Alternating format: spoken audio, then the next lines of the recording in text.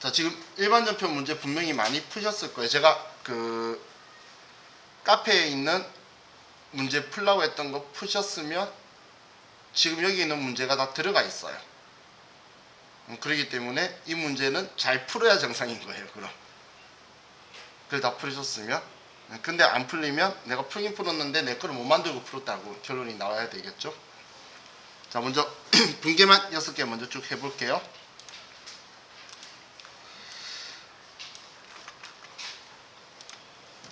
자, 첫 번째, 국민은행에서 장기 차입한 운전자금 2천만 원이 만기가 도래되어 이자 12만 원과 원금을 당좌 수표를 발행하여 상환하였다라고 적혀있죠. 수표 발행해서 줬으니까 대변에 당좌 예금에서 돈이 빠져나가야 돼요. 그럼 돈 빠져나갈 돈은 2012만 원이 빠져나가야 되겠죠. 원금과 이자가 나갔으니까.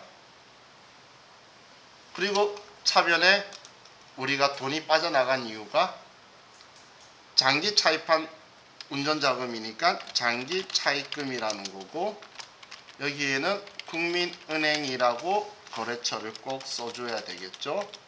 이 이자와 12만원. 자, 이 12만원은 계정하면 뭐라고 써야 되죠? 이자 주는 거니까 이자 비용이라고 써야 되겠죠.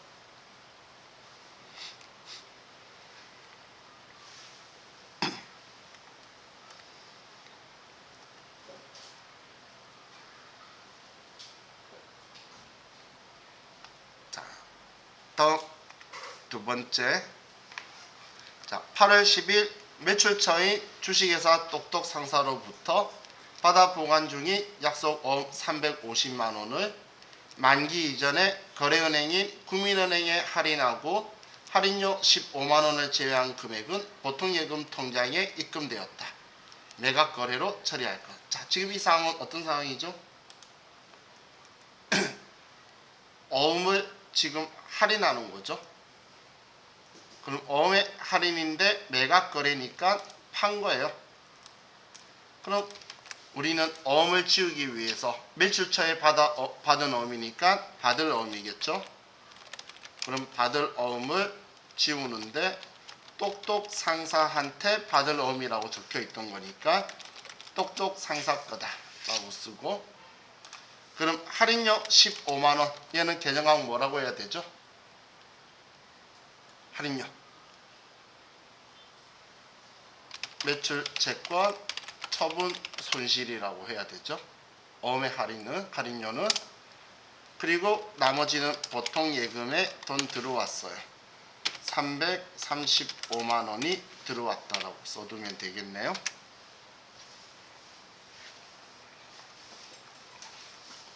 오랜만에 보니까 그렇지, 보니까 기억나죠? 다음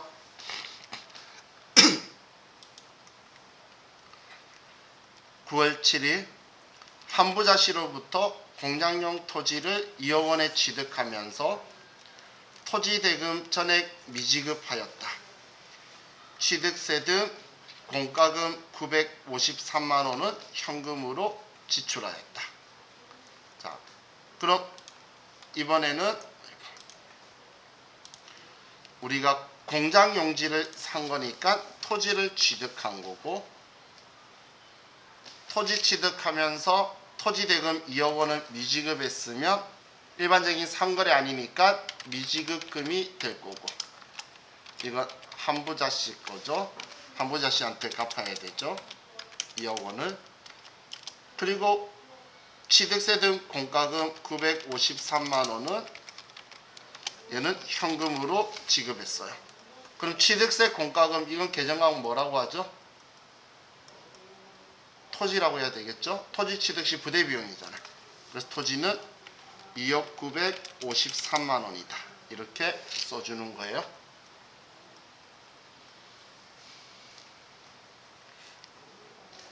일반 전표는 입력은 잘 하시니까 분계만 같이 해볼 거예요. 자, 다음 9월 10일 다음과 같이 8월분 국민연금 보험료를 보통예금으로 납부하였다. 회사 부담분 영업부 직원 거 40만 원, 생산부 직원 거 60만 원. 정호원 부담분 100만원, 급여 지급 시 이 금액을 차감하고 지급한. 회사 부담분 국민연금 보험료는 세금과 공과로 회계 처리한다. 제가 전에 이렇게 국민연금이나 건강보험료는 회사 부담분은 어떤 계정하면 쓴다 문제에서 알려줄 거라 그랬죠. 그럼 회사 부담분의 세금과 공과니까 영업부 직원 거 800번대, 생산부 직원 거 500번대, 세금과 공과. 그럼 정호원 부담분은 계정하면 뭐죠? 예수금이라고 적어뒀겠죠. 그럼 예수금 지우고 200만원을 보통 예금 납부했다는 이야기죠. 자, 그럼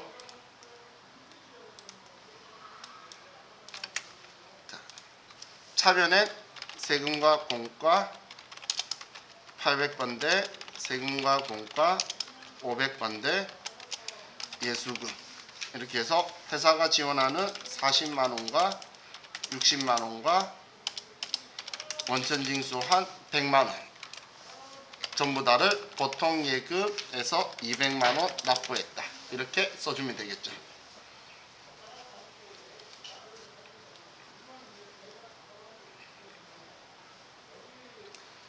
됐나요?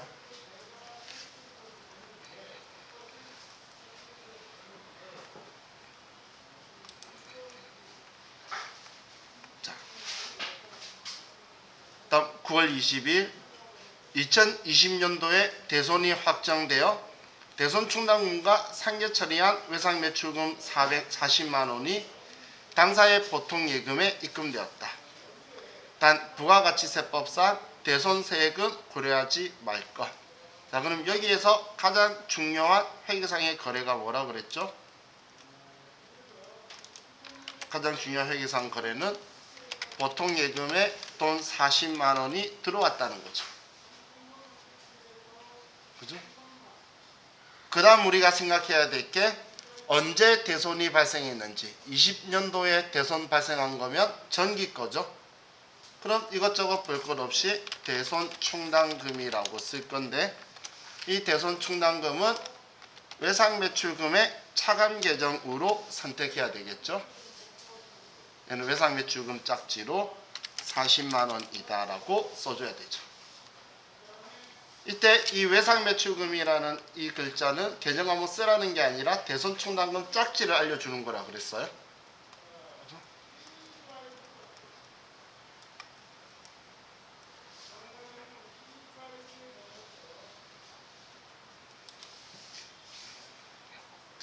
다음 11월 12일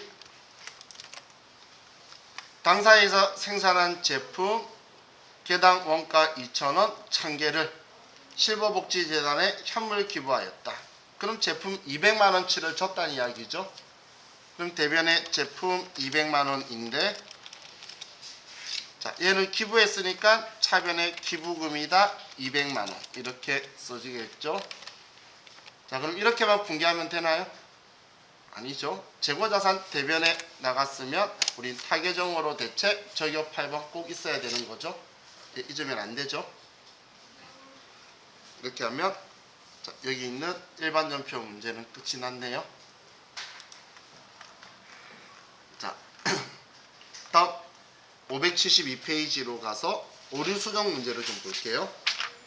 자, 오류 수정 문제는 일반전표 매매추 전표를 여러분들이 정확하게 알고 있는지 잘못된 거를 바로잡아라는 이야기예요. 입력을 해놓고 572페이지예요. 문제 4번. 그럼 8월 10일 날 영업부 사원 김기덕의 지방 출장비에 대한 분계가 누락된 것이 발견되었다. 출장비 사용 내역은 다음과 같으며 비용은 보통예금 계좌에서 개인 계좌로 이체하여 지급하였다. 이 뭐야? 누락된 게 발견됐다는 건 그냥 새로 쓰라는 거네. 그죠? 그럼 기차요금, 숙박비, 기타 재비용 전부 다 출장비로 쓴 거니까 800번대 여비교통비 대변에 보통예금 계좌에서 이체했으니까 대변에 보통예금이다라고 써주면 되겠죠. 얘는 자, 우리 바로 입력할게요. 일반전표 8월 15일 날 차변에 800번대 여비교통비 330만 원, 대변에 보통 예금에서 30만 원이 나갔다. 이렇게 써주라는 이야기죠. 이거는 입력되어 있는 거 수정이 아니고 누락게 됐으니까 써주기만 하면 되겠네요.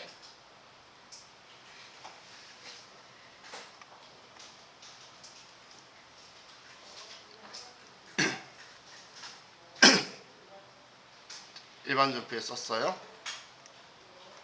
자, 다음 9월 15일 비품을 현금 330만원 부가가치세 포함을 받고 전자세금계산서를 발급하여 주식회사 여소에 처분하면서 감가상각 누계액을 고려하지 않고 회계 처리하였다. 비품의 취득가액은 600만원이고 감가상각 누계액은 350만원이다. 그럼 지금 얘는 우리가 분계를 다 하고 나면 250만원 이익이라고 나와야 되는 문제죠. 원래 왜 220만원, 250만, 죄송해요. 50만원 이익이라고 나와야 되는 문제죠. 왜 50만원 이익이라고 제가 이야기했죠? 자, 이 비품의 장부 금액이 600만원에 사서 350 달았으면 250만원짜리죠. 그죠? 그럼 250만원짜리인데 330만원의 부가세 포함이라는 건 내가 받을 돈은 300만원이라는 거죠. 그럼 250만원짜리를 300만원에 팔았다는 이야기예요. 그러니까 50만원 이익이라고 나와야지. 그런데 전표 입력하면서 감가상각 누계액을 고려 안 했대. 그럼 지금 세금계산서 발급 이런 부가세 포함 증빙이 있으면 매입 매출 전표인 거예요. 그럼 매입 매출 전표에 가보면 오늘 날짜 9월 15일 날 얘가 들어가 있는데 문제에서 부가가치세를 고려를 안 하니까 얘 300만원 손해다라고 떠 있다. 그죠? 그럼 여기에서 수정을 해도 되고 아래 제대로 된 분계를 해서 위에 거 기존 거를 지워도 돼요. 택일이에요.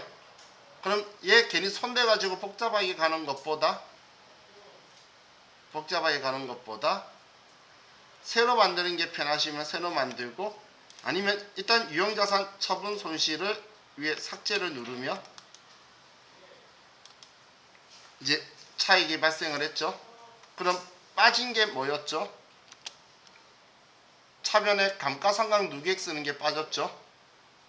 그럼 차변에 감가상각 누계액은 비품 다음 번호로 해서 350만원이다 라고 써주면 되죠. 지금 빠진 거 쓰고 나서 다시 손익을 정리하려고 봤더니 위에 50만원 이익이라고 떴죠. 대변에 유형자산 처분 이익이다 50만원 이렇게 하셔도 되고, 지금 이렇게 손대는 게 힘들면 아래쪽에 새로 써서 앞에 제가 이야기했던 순서 있죠. 11번 매출과세에 똑같이 쓰는 건 위 상단부는 엔터 치면 거의 다 따라와요. 그리고 고정자산 매각하면 첫 번째 제품 매출을 유형자산 바꾸고 취득원가로 바꾸고 차변에 유형자산 다음 번호 감가상각 누계 제가 앞에 썼던 순서죠. 그리고 돈 받는 거 부가가치세 포함해서 써주면 위에 플러스가 나오면 대변에 유형자산 처분 이익으로 쓰자라고 했죠. 그럼 만약에 지금처럼 수정한 걸 그대로 둬도 되고 아래 새로 썼으면 얘 클릭해서 삭제하시면 둘 중 하나만 남아 있어야 돼요. 두 개가 써져 있는 걸 뭐라고 표현하냐면 이중전기라고 해요. 시험에서도 이중전기 되었다 이렇게 표현이 있으면 둘 중 한 개 지워라 그 이야기예요. 정말 전표 입력 문제를 그냥 오류 수정이라고 하면서 적어놓은 거 핑계만 댄 거지, 그냥 일반 전표 매입 매출 전표 제대로 입력할 수 있는지 테스트하는 거죠. 그래서 분계연수 문제가 하나 더 붙어 있는 거예요. 자, 다음 578페이지로 갑시다.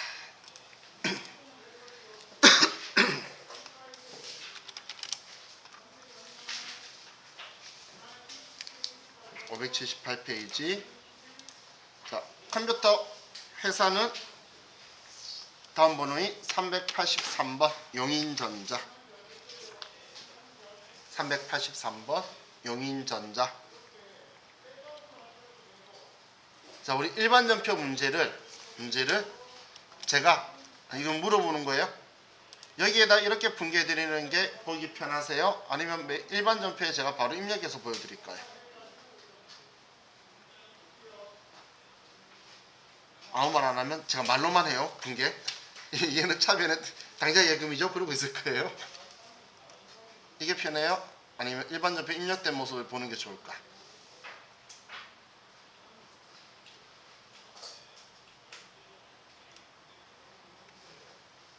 아무 말 안 하면 자, 얘 보고 문제 보면서 차변에 보통 예금이고 대변에 외상 매출금이죠. 거래처 쓰고 그럴 거예요. 자, 아무 말 없으면 하던 대로 할게요. 저는 일반전표 입력하는 모습 보는 게 더 편할지 이런한테 여쭤본 거예요. 자, 이거나 저거나 똑같아요.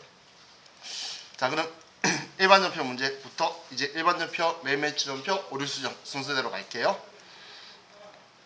자, 7월 19일 매출거래처 대도상사의 외상매출금 2,200만원이 당사의 보통예금 계좌에 입금되었다.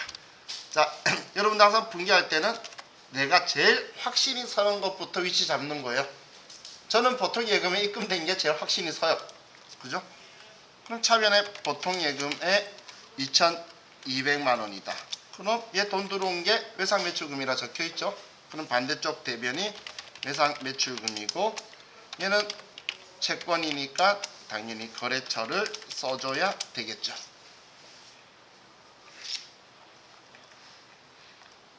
됐나요? 자, 다음 8월 12일 영업관리직 사원에 대한 확정급여형 퇴직연금에 가입하고 8월분 퇴직연금 980만원을 당사 보통예금에서 이체하여 납부하였다. 자, 그럼 확정급여형 상품의 계정항은 뭐죠? 퇴직연금 운용자산이죠. 그것만 하면 얘 끝났네요. 그럼 보통예금에서 이체 납부했으니까 대변에 보통예금에서 나가고 그리고 차변에는 확정급여형이니까 퇴직연금 운용자산이다. 980만원 이렇게 써주면 되겠죠.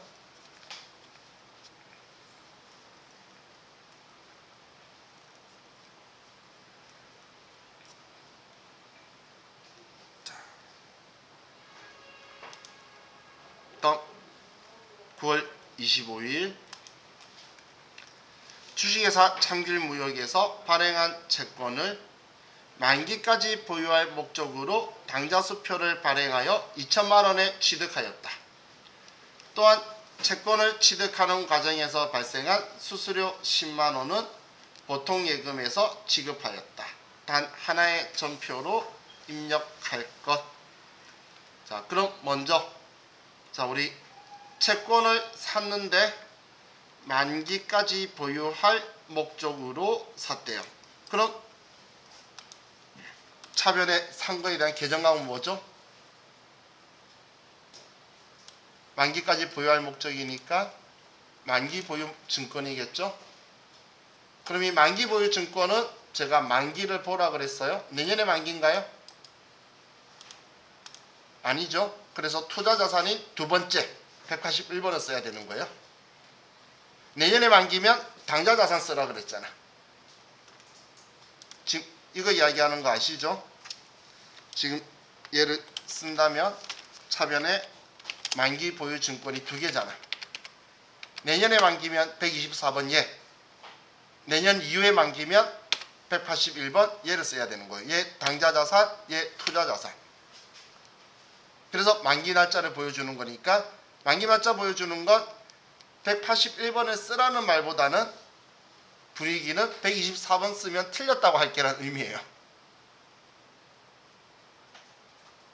그래서 제가 모르겠으면 두 번째 이런 이야기 했었죠. 자, 지금 그걸 쓰는 거고, 그럼 이제 보자. 이 채권의 돈은 당좌수표 발행했으니까 당좌예금에서 2천만 원이 나갈 거고, 취득할 때 발생한 수수료 10만 원이 보통예금에서 나갔어요. 이 수수료는 계정하면 뭐라고 해야 되죠? 이 수수료는 당연히 만기 보유 증권이라고 써야 되겠죠. 우리는 유가증권이든 뭐든 저와 같이 자산 공부한 거는 단기 매매 증권을 제외하고는 전부 다 취득원가에 포함하는 거였잖아요. 그죠? 그럼 얘 만기 보유 증권이 2,010만 원짜리인 거예요. 단기 매매 증권만 수수료 비용이라고 쓰는 거예요. 그래서 제가 단기 매매 증권만이라고 계속 강조한 이유 생각하셔야 돼요.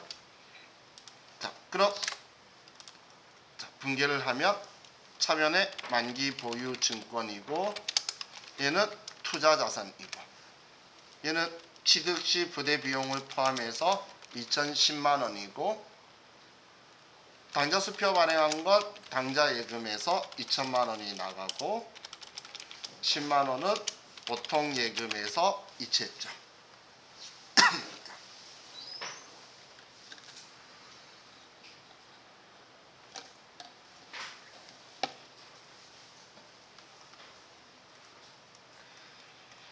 됐나요?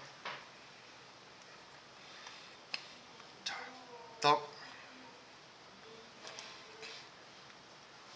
10월 5일 지난달 급여 지급 시 원천 징수했던 소득세 15만 3,870원을 보통 예금에서 이체 납부하였다. 그럼 일단 저는 이번에도 확실한 건 대면에 보통 예금에서 15만 3,870원을 납부했다는 게 제일 확실해요. 다음 차변에 그럼 급여 지급할 때 원천 징수했던 거 계정강은 뭐였죠? 예수금이죠.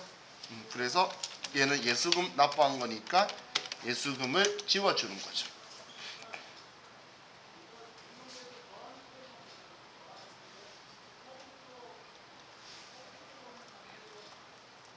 자, 다음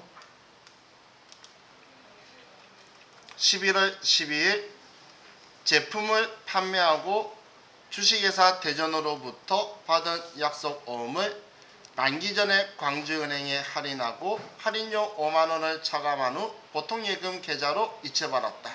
단 매각 거래로 처리한다. 이번 똑같은 거네. 이 앞에 회차랑 그죠? 어음의 할인이죠. 제품 판매하고 받은 어음을 할인하는 거. 어음의 할인. 매각 거래니까 할인료는 매출 채권 처분 손실로 처리하는 거였죠. 그럼 대변에 받을 어음 거래처 대전 거 500만 원인데 할인료 5만 원은 매출 채권 처분 손실로 처리를 하고 그럼 495만 원은 보통 예금에 들어왔다. 이렇게 써줘야 되겠죠.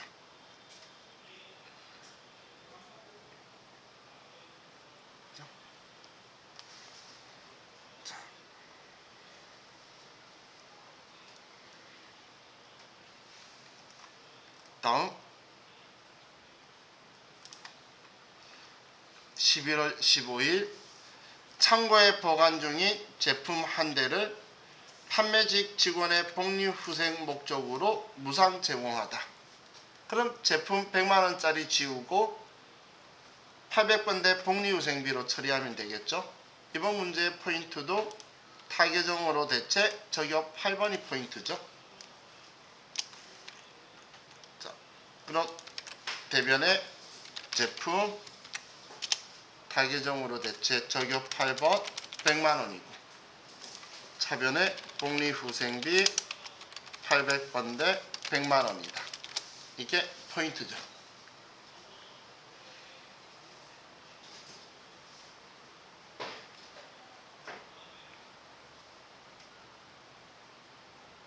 이해가셨죠? 과거에 제가 막 강조하던 이야기 문제 풀면서 들으니까 생각이 나시죠? 조금씩 기억이. 그때 계속 떠들었던 이유가 이런 것 때문이에요. 시험에서 얘 잊지 말라 계속 하고 매각거래 그러면 처분 생각해라 그런 것들이었어요. 자, 이제 매매처 전표를 봅시다. 자, 매매처 전표는 제가 매매처 전표에 입력하면서 우리 같이 봅시다. 자, 7월 15일 상원 상사에 제품을 판매하고 다음과 같이 전자세금 계산서를 발급하였다. 세금계산서 발급하였다 적혀 있으니까 11번 매출과세고, 단 상원 상사가 발행한 어음의 만기일은 3개월입니다. 이건 우리한테 별로 중요한 거 아니죠. 어음 만기가 우리 회계처리나 이런 거에 아무런 영향 안 미치죠. 그리고 제품 판거고 현금 120만원, 어음으로 1200인데 제품 판매한 거니까 받을 어음이라고 쓰면 되겠네요. 자, 그럼 매입 매출 전표로 가서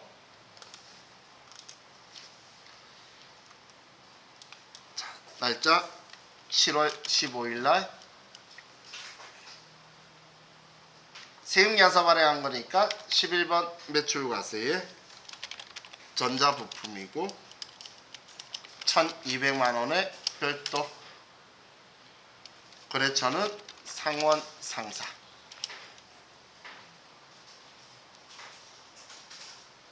자, 전자세금계산서죠. 전자예요. 분계는 혼합이라고 해야겠네요. 자, 제품 매출 맞고 차변에 부가가치세는 빨리 달래요. 그래서 현금으로 받았나봐요. 빨리 내야 되니까. 그리고 나머지는 어음 받았고 일반적인 상거래니까 받을 어음이다.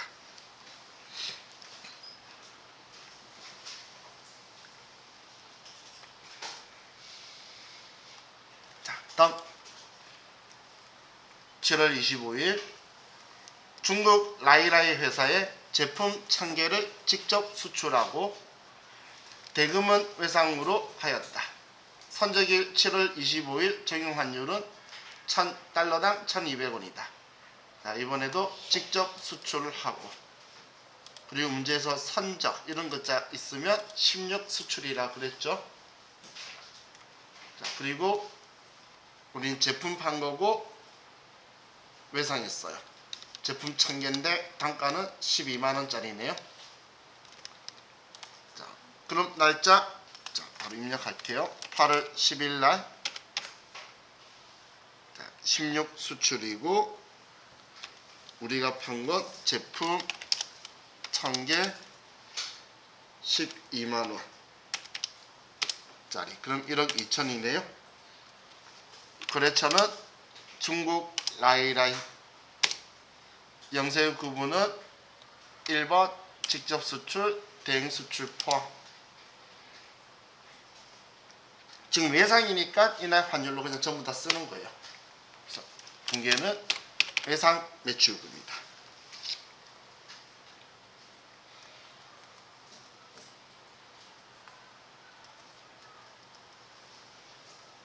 자, 다음 8월 25일 당사가 소유한 토지의 향질 변경을 위해 흔히 건축사 사무소에 150만원을 수수료 전액 보통 예금으로 지급하고 전자세금 계산서를 발급받았다. 자, 세금계산서 발급받았어요. 그럼 불공제 사유인지 봐야 되는데 얘는 불공제 사유인가요?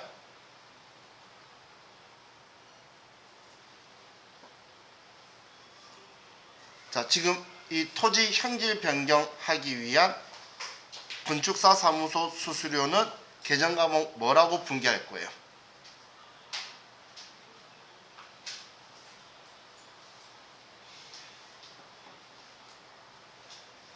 얘는 계정 과목 토지라고 할 거죠. 이해가시나요? 우리 자본적 지출이잖아. 용도 변경, 증축, 개축, 증설 뭐 이런 자본적 지출이라 토지라고 할 거죠. 그럼 토지라고 하는 거 방금 자본적 지출이라 그랬잖아. 토지의 자본적 지출은 불공제 사유에 들어가죠. 그렇기 때문에 얘는 54번 불공이에요. 자, 참고로 좀 저렴한 표현을 쓸게요. 세금계산서 받았는데 뭔 내용인지 모르겠는데 토지라는 글자가 보이죠? 일단 불공으로 생각하세요. 토지의 자본적 지출 관련해서 이야기하려고 하는 거예요. 왜냐하면 분개할 때 토지라고 쓰는 게 토지의 자본적 지출이고 이 토지는 팔 때 부가세 못 받는 면세품이잖아. 그래서 매입세 공제 받지 말라는 규정이 있어서 그런 거예요. 매출세 창출 안 하는 거죠. 땅 팔아가지고는 부가세 못 받아요. 그래서 자 얘는 그럼 이 돈을 토지라고 쓸 거고 보통 예금에서 지급했다. 자 그럼 8월 25일 날 자 54번 불공이고 그리고 뭐 토지 형질 변경이고 금액은 150만 원의 별도. 자, 거래처는 흔히 건축사 사무소, 전자세금계약서고 불공제 사유가 토지의 자본적 지출 관련. 분기는 혼합.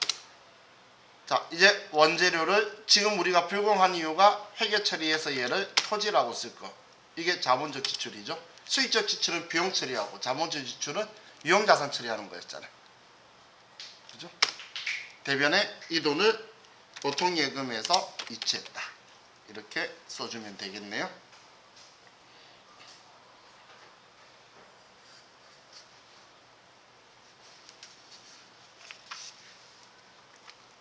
자, 다음 9월 5일 영업부에서 사용하는 업무용 승용차의 주유비 11만 원을 알뜰 주유소에서 현금 결제하고 현금 영수증을 발급받았다. 알뜰 주유소는 일반과세 사업자이다. 자, 현금 영수증을 발급받았다. 그럼 과세 거래냐 면세 거래냐 볼 건데 부가가치세 포함 과세 거래죠. 그리고 당연히 매매추전표 입력하라고 했으니까 현금 영수증이나 카드일 때는 자동차에 기름 넣은 거면 1000cc 이하 차량일 거예요. 매수세 공제가 되니까 여기 온 거예요. 그래서 얘는 61번 현금과세. 그럼 분계는 자동차에 기름 넣었으니까 차량 유지비고 영업부 거니까 800번대 차량 유지비겠죠. 그리고 현금으로 결제했으니까 대변에 현금을 지급하면 되겠어요. 자, 그럼 9월 5일 날 61번 현금과세고 주유비고 11만 원이라고 쓰면 분리되고 거래처는 주유소가 알뜰 주유소. 분계는 현금이라고 하셔도 되고 혼합이라고 해도 되고 어떻게든 원재료를 차량 유지비로 바꿔주면 되죠.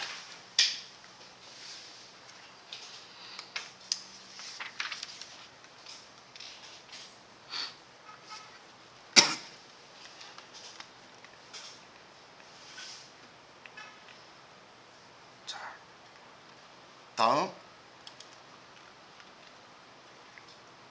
다음 페이지에 10월 2일 약수나라의 제품을 BC카드로 판매하고 다음과 같이 신용카드 매출 전표를 발행하였다. 자, 카드 전표 발행했으면 과세품, 면세품 보는데 부가가세 별도로 적혀 있네요. 그러면 17번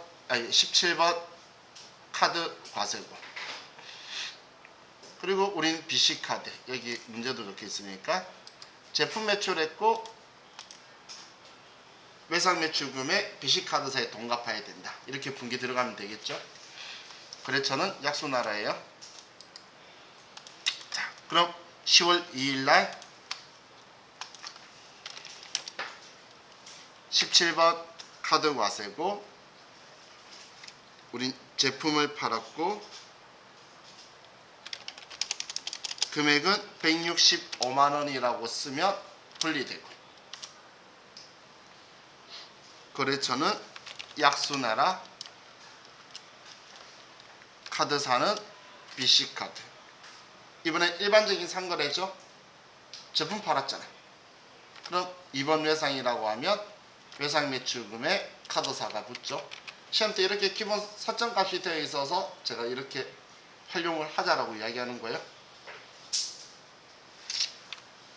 이때 4번 카드라고 하면 틀리겠죠. 미수금이라고 나오니까 제품 매출인데 그래서 2번 외상으로 하거나 혼합해서 외상 매출금액 카드사로 거래처를 바꿔주거나 그거는 여러분 택일이라고 했어요.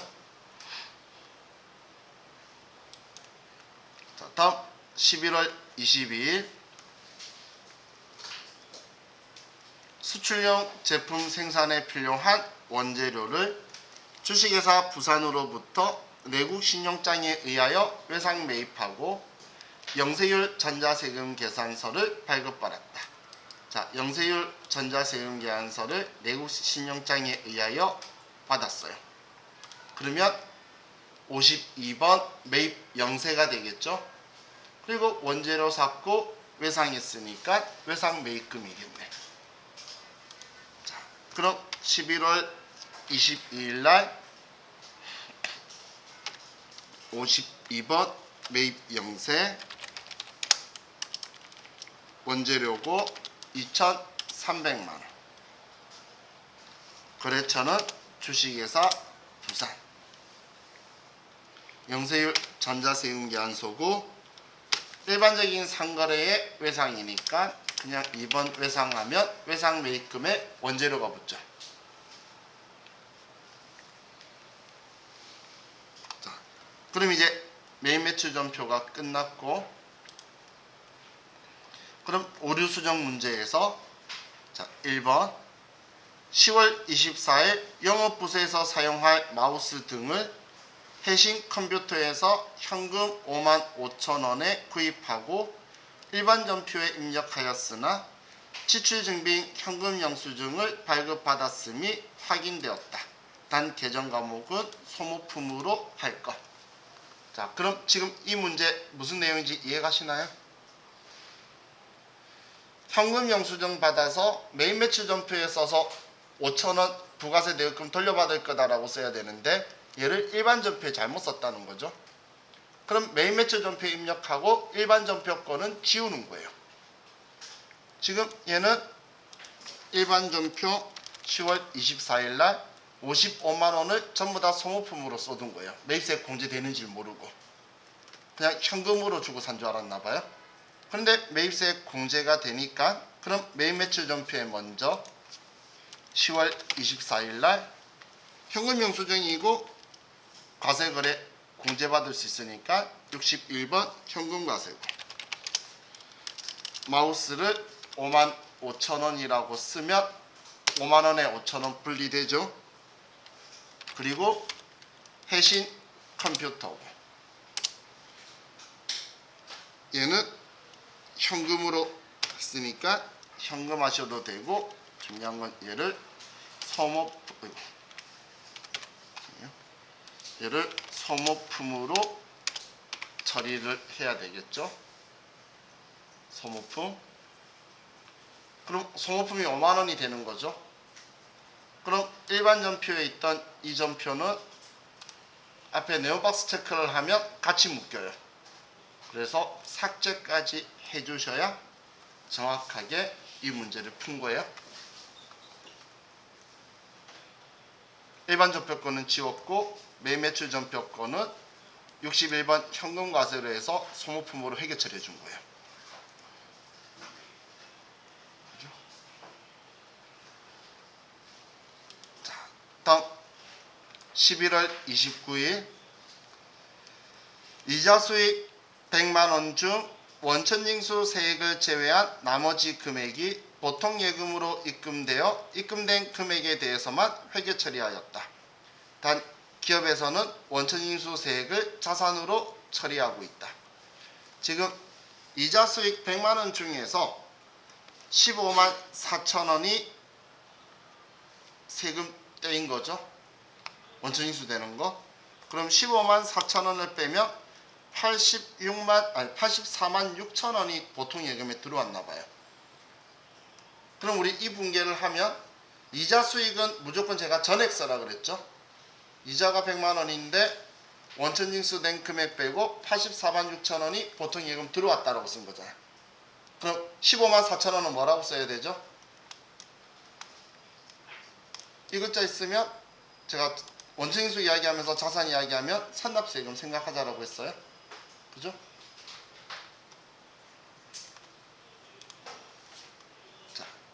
그럼 일반전표에서 자 보시면 지금 이 문제는 이야기예요. 들어온 게 84만 6천 원만 들어왔다고 이 금액을 이자 수익으로 처리해뒀다는 이야기예요. 들어온 것만. 그래서 원천인수 세액 써서 이자 수익을 100만 원 만드는 거죠. 그죠? 그럼 제대로 된 분계 써도 되고 여기에 이자 수익이 2가 아니고 이자 수익은 대변에 100만 원이다 라고 바꾸면 15만 4천 원이 차익이 뜨죠. 이를 차변에 선납세금이다 라고 써버려도 되겠죠. 이 분계만 딱 이렇게 들어와 있으면 돼요.